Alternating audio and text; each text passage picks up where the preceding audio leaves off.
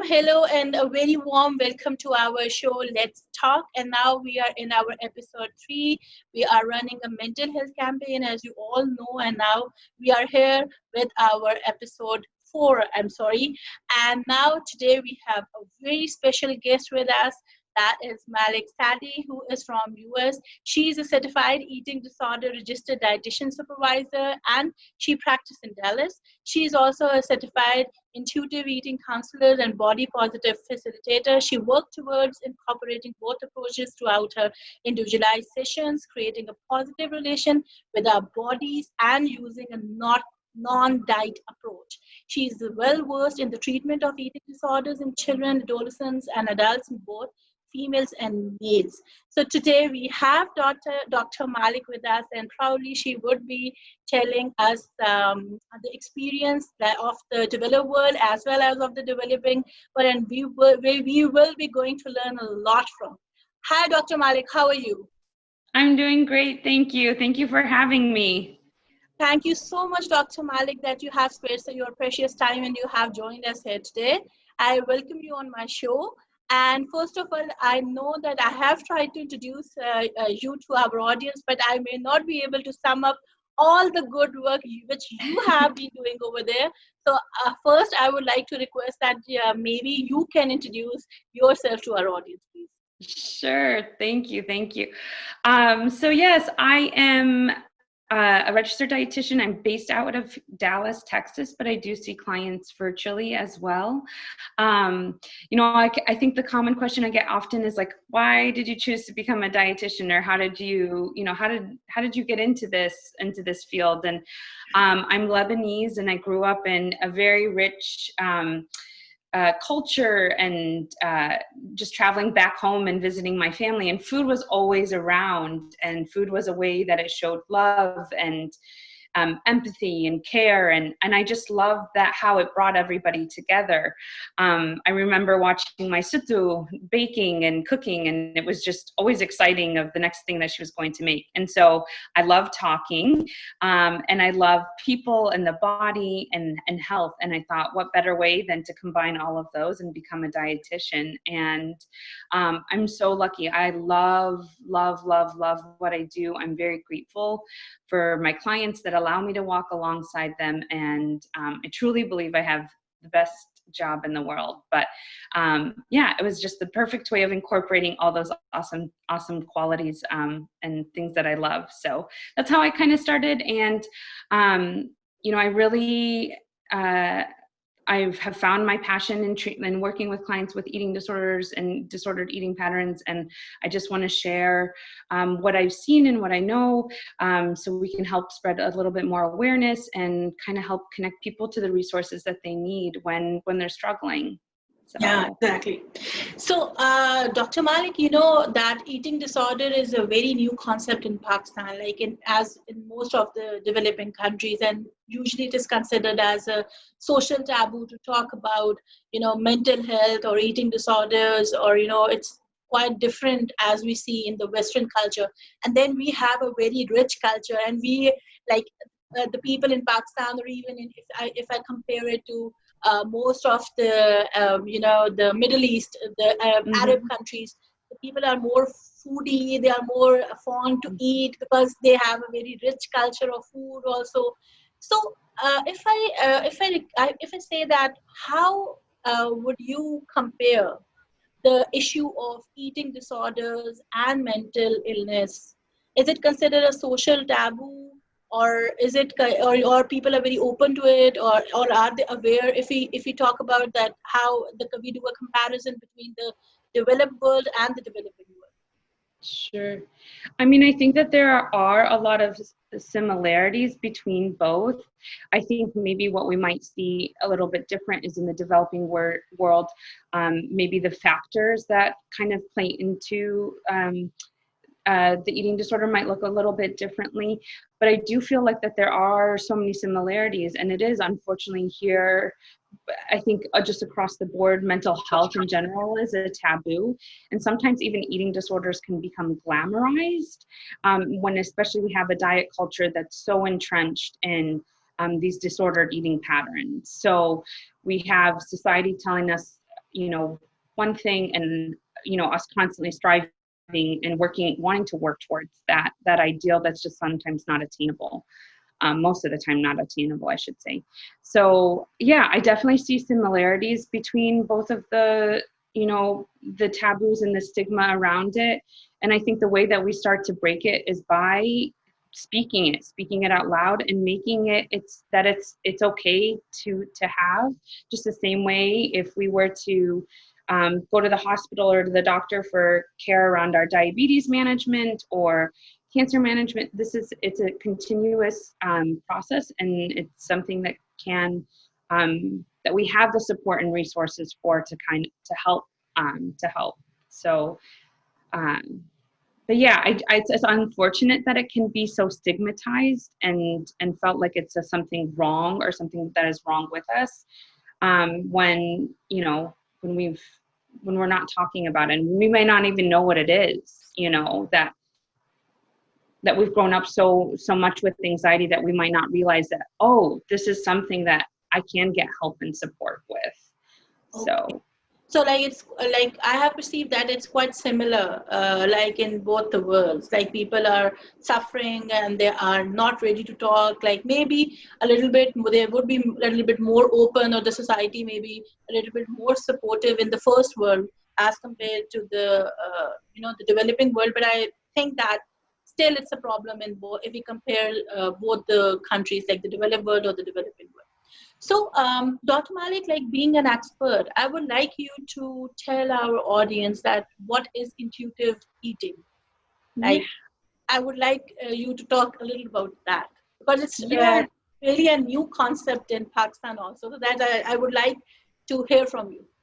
Yes, I love intuitive eating.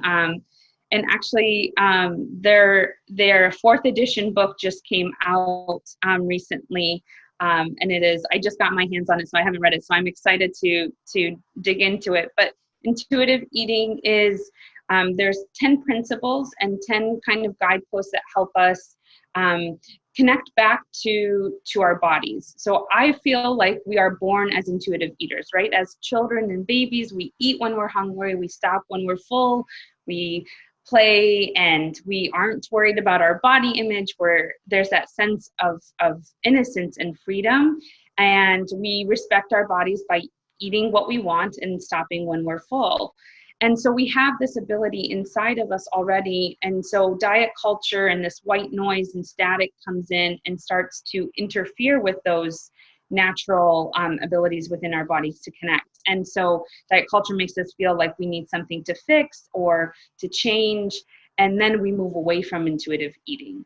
So what I strive to do when I'm working with my clients and is to bring us back to that like innocence and that childlike sense of allowing our bodies to help guide us when it comes to food, rather than arbitrary numbers of calories and things like that. Um, So yeah, so there's 10 principles in it, and the reason why I also love it is that you can start with any of the principles. It's not like you have to start with 1 through 10. You can start with whatever you feel connected to, and grow from there. Oh, that's great. So, Dr. Mali, would you like to tell us that you see that we see a very common phenomena that in few people, that when they eat, they tend to eat more when they are stressed, or maybe they tend to eat less when they are stressed.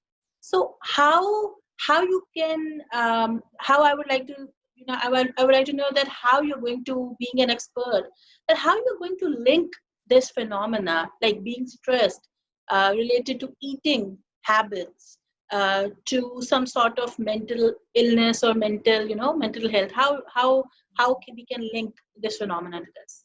Yeah. Well, I think that it is okay to use food to cope with those emotions of stress, of sadness, of anxiety, that it's okay to give ourselves permission to do that. However, when it's the only coping skill that we're using, that's where it starts to get blurry. And so what I would work towards is like, how do we maybe find other coping skills that are helpful for us to help manage, maybe, or not even manage, but decrease that anxiety or that stress. So we're not always going to use food, because anytime we say that, oh, you should never use food to cope with those emotions, it becomes another food rule. And then diet culture comes in, and then that's where we kind of go back into that cycle. So if I allow myself, sometimes, and one of the phrases I love is for the most part. For the most part, I am an intuitive eater.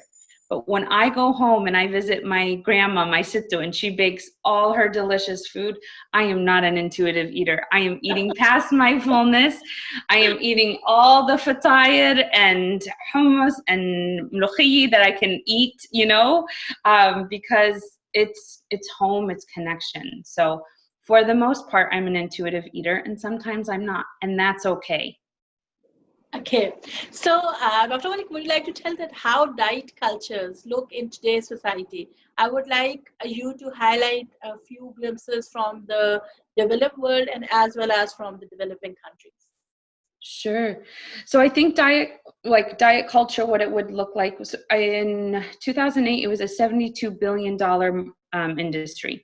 So the diet culture is making money off of our insecurities. We're paying people to, which it just blows my mind, and it's saddening, right? So how do I kind of pull us away from again, these ideals and the sense of perfectionism that it's impossible to attain and to keep. So diet culture in both of the worlds could look like some food rules. So I can't eat after a certain time. I have to exercise or move my body in order to earn my food, or labeling food as healthy or unhealthy or good or bad. I kind of joke, but I say that, villains belong in Disney movies, not in my food. Like, my food does not need to be villainized and moralized. Just allow food to be food. I actually feel bad because I feel like food always gets kind of picked on and is always the scapegoat. But when we really look at it, there's so much more underneath of it. But we're using the food to either cope with that feeling or those stressors. So diet culture comes in, tries to kind of sway us away from our bodies and connecting to it, and giving us these rules and these products to constantly purchase. I think right now on the rise, especially I think in the Arab world and Pakistan, is the amount of plastic surgery that is happening, and us wanting, we have these actresses and singers and people who are in high positions that are having it, and we're looking at that as the ideal, and it is really sad to see that, because who we are today is parts of who our ancestors and our parents and our grandparents are. And it can be such a powerful thing to look at us of where we are in this point and how far we've come, rather than constantly chasing something that we can't obtain. Okay, so if I talk about Pakistan, that I remember that whenever we used to be kids, or even like in today's world also, when we have kids around, we're always telling them, oh, you cannot eat this much, you will become fat. And you are always telling them to be on small portions. And whenever there are huge family gatherings, everyone is discussing the bodies of their children, or other people. And that this concept of body shaming is quite common in Pakistan. Like when we have kids, like the kids grow up with this concept of in their conscious or even in their subconscious, that we do not, we have to take care of body, not because we want to be healthy, just because we do not want to become fat, or to be stigmatized by the other people. And when the girls or even the boys, they are in their childhood, or when they are in their adolescence and they are growing, they need more food and all those hormones coming up, but still they are bashed out, like you don't have to become fat, you don't have to do this, you don't have to do that. And then somehow I think that all the other topics in Pakistan somehow vanish, and there is only one topic, that this is fat, you are thin, you are this. And even with the thin people, Then people are also, targeting them that why you are thin, you do not eat enough, or this kind of stuff. So, well, what I see in our culture is that we like to discuss the bodies of other, or we like to, do body shaming, and I don't know why, what kind of satisfaction do we get from this. So I Yeah. just want to know, is this the same in the, in US or in other countries which you have visited, or is there some difference between the two cultures? I feel like I feel like I'm in that moment living with you as I'm all my aunts and uncle and everybody is around and you know I can feel it. But if you yes, absolutely. Our children are we love nicknames and giving them, little nicknames and associating the way that they look to that nickname. And I just feel like the discussion of people's bodies and food choices is just it should not be discussed. It's kind of like politics. Like we just don't discuss it at the family gatherings, right? Like it's off the table because even I look at me, my brother, and my sister, each of our bodies look so different, and how do we, I think, move away from the comparison. So our brain naturally compares. It is something that is wired in us and we can't avoid. But what we can do is instead of comparing and going down that like negative spiral, how do we compare, like move it around? And so how do I say that this is just the way that especially as a Muslim, it's like Allah made me this way. Like Allah created me, and how, who are you to say that my body is wrong or not to that standard? Alhamdulillah, like when you have these connections, it's a little bit, it's different. So, I have my first niece. She's 8 months old, and I'm constantly talking to my sister about, how do we use words of affirmation, like not talking, even at now when we say her like chubby thighs, like moving away from those labels, right?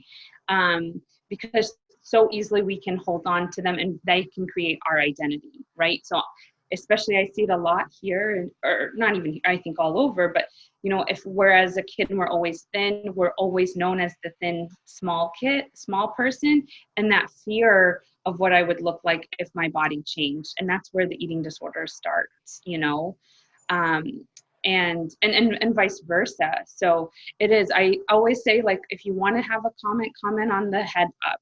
Wow, like I love the color of your dress, or your eyes look really beautiful today, or your earrings are awesome.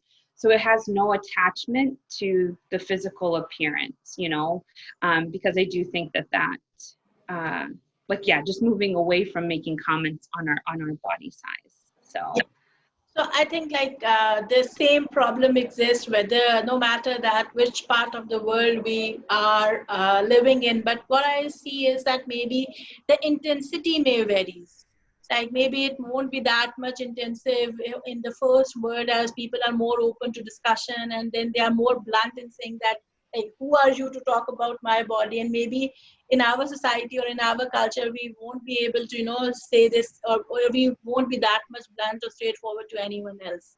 But I think that it's a problem, no matter that where we are. But since the first world has recognized these issues, and they have started working on them, and they have started talking about it, so maybe it's being highlighted more over there. But since we have not recognized the issue yet, and we just tag it with the food or with the diet, and ignoring the mental health, or ignoring that disorder which a person might be facing, and due to which he or she might not be able to lose weight, or to become healthy. And you said a very beautiful line, that we as Muslims, we believe that our bodies have been created by Allah, and Allah is the best creator, and he has not created any soul ugly, or he cannot be unfair to anyone. So rightly said, and this should be the the faith, or this should be the strength which every Muslim, or even which every Muslim must hold to fight against these disorders. So if I ask you, Dr. Malik, that how important is to take care about about our mental health? how you perceive it, that like you see a lot of patients and you counsel a lot of patients over there. So how important is our mental health and how we should take care of it? Why it is important for us that, like in Pakistan, if I tell you about Pakistan, so mental health is not a problem in Pakistan. Like people say, okay, we are very depressed, but it's normal with us. We are used to Mm, it. So what? Like if we have any physical disability, we would be worried. Oh, like something big has happened to us. But yes. if we have depression or anxiety, or we are lost somewhere, or we are getting ourselves isolated from others, or we react, or we are not well, we do not cope up with other friends or the society, so we say it's common, it's normal, Mhm. so we don't have anything to worry about. So the mental health is not seen as a problem in Pakistan, like Yeah. as the physical health is. The most common myth in Pakistan is that it's all in the head. It has Yeah. nothing to be related to biological or hormonal, or we do not have to take treatment, or we do not have to treat it. So Hmm. I would like you to please, to explain this to our audience, that mental health is also equally important as physical health, and how you see that how important mental health is to be taken care of. I mean, it's extremely important, right? Like like we said, like if there's a physical ailment, we seek the doctor's advice, we take medication, we might change a little bit of what we're doing, we ask for help in like the cooking or the cleaning or whatever it may be. And mental health is so similar. And in the treatment of eating disorders as a dietitian, it's it's not the food. My clients love food. It's not the food that but it's so much more than it's their worth. It's the association, like identity. It is control. It is a need. There's so much more to it. And that's why I call it nutrition therapy, because I'm rebuilding your relationship with your body and your food and food. um, and so unfortunately it is stigmatized, and it can even go to the sense of, well, just do more prayers or ask Allah for guidance. And yes, Allah is extremely important, and I incorporate it in the treatment. Spirituality is a coping skill. It can help decrease sometimes some of that anxiety, and at the same time, the prayers aren't going to be the only things that help us get through this. It is the treatment with a therapist, with a dietitian, with a psychologist or psychiatrist, a doctor. It is such a multidisciplinary team. And if I look at it, I say, if we all just do our part, then we're better in alignment to help support our clients. So as a dietitian, I stick to the food and nutrition part. The therapist works with the feelings and the emotion. And so when we each do it, we're all helping our client continue on to that path of recovery. And so, yeah, I mean, I think it's how do you bring all of these little parts into the treatment, and make it the most supportive that it can be for that client. Sometimes, religion, we need to step back from it for a minute before we can reconnect to it, because there might be that shame and stigma around it. So, but yeah, so it's just kind of redefining maybe what that would look like. So, Dr. Malik, I would like to ask that, if I say that, what would be the 3 tips you would be giving our audience to be healthy, and to watch out that extra calories and the extra pounds that we are putting on? So I Oh. know that it's a very tricky question I'm asking you, but still I would like you to tell the three tips with which can help us to start from somewhere. Sure. Well, I want to kind of maybe start off with in a general one with, the stress and the pressure that we put on ourselves when we maybe label a cookie or a food as bad. Like the anxiety and the stress factors, the physiological response, is worse for us than just eating the cookie, right? So when we get stressed, our cortisol levels go up, and it physiologically creates this response. And so if we just were able just to see the cookie as just a cookie, and as just something that's delicious and fun, then the cookie wouldn't be so bad because our cortisol levels weren't so high and elevated.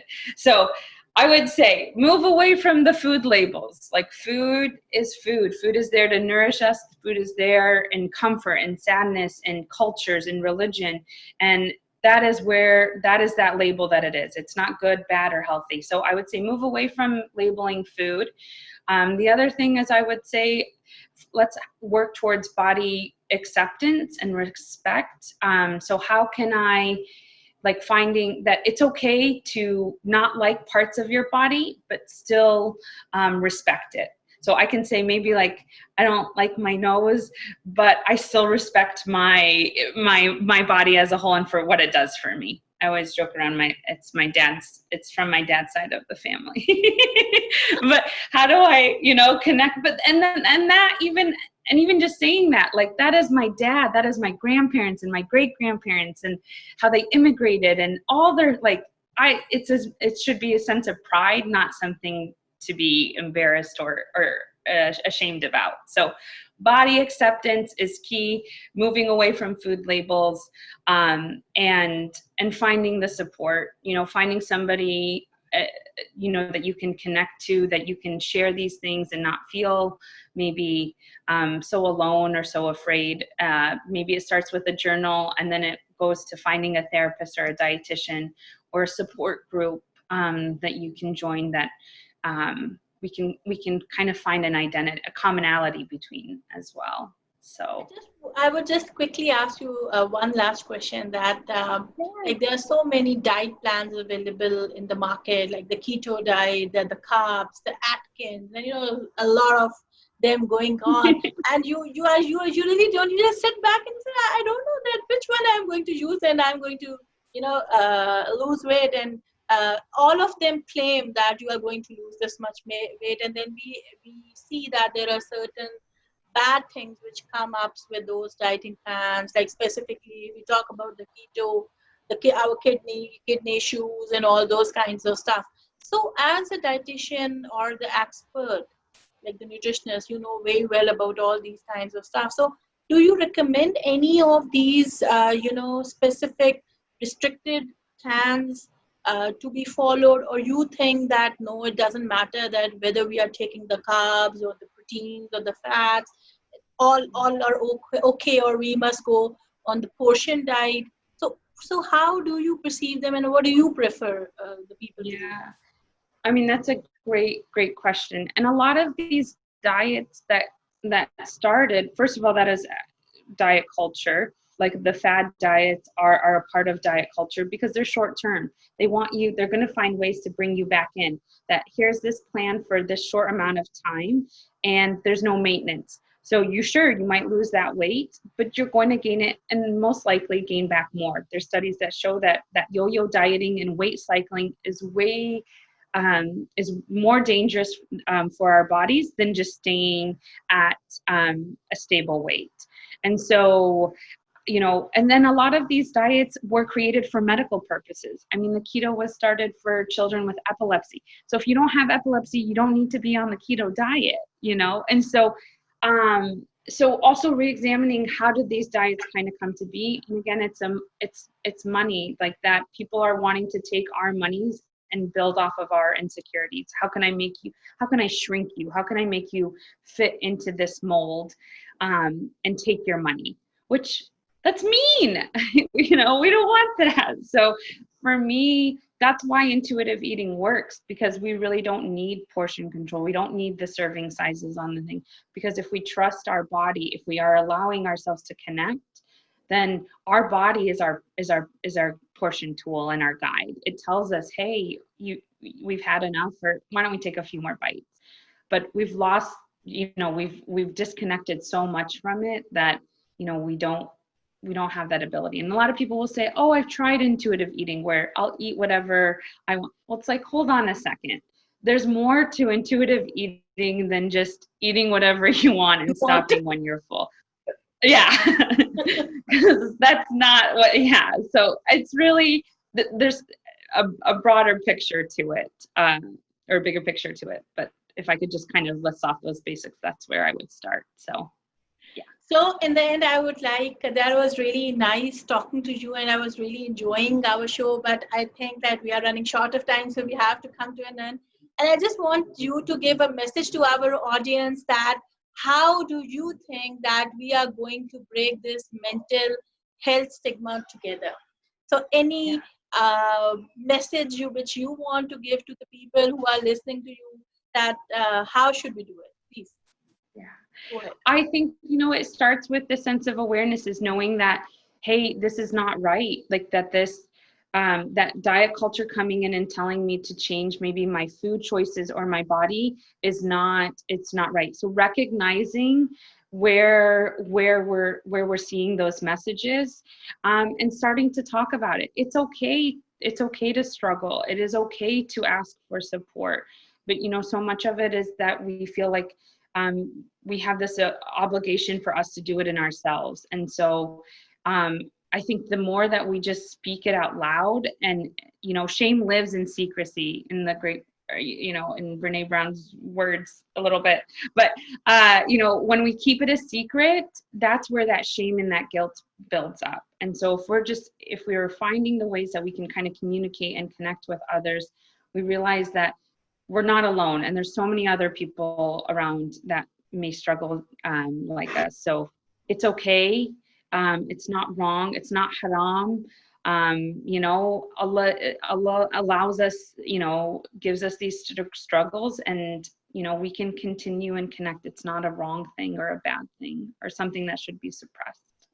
What a beautiful message given by Dr. Malik. And we are going to close our show with these lines, that it is okay to be look how you are. And the only thing which we need to understand is, let's talk. Let's bring it out. The only thing which you have to make it a point is that it's okay to ask support, it's okay to ask help from anyone else, and it's okay to go to anyone and talk about how you feel. And it's like okay to tell people that you are not a topic to be discussed by them. You are happy the way you are. You want to lose weight because you want to look healthy. You want to lose weight because you want to look beautiful. It's you who matters. It is not the others who matter. So please, with this message, we would like you to talk and share the stigma, and come, let's break this stigma together with us. Thank you very much, Dr. Malik, today for joining us here. And I hope that we are going to invite you on other episodes of our show too. Thank you Yes, very much. thank you. Okay. Take care, everyone, and thank you so much for listening and watching our show. And I hope to come again to you in our next show with a very special guest again. So till then, take care and Allah Hafiz.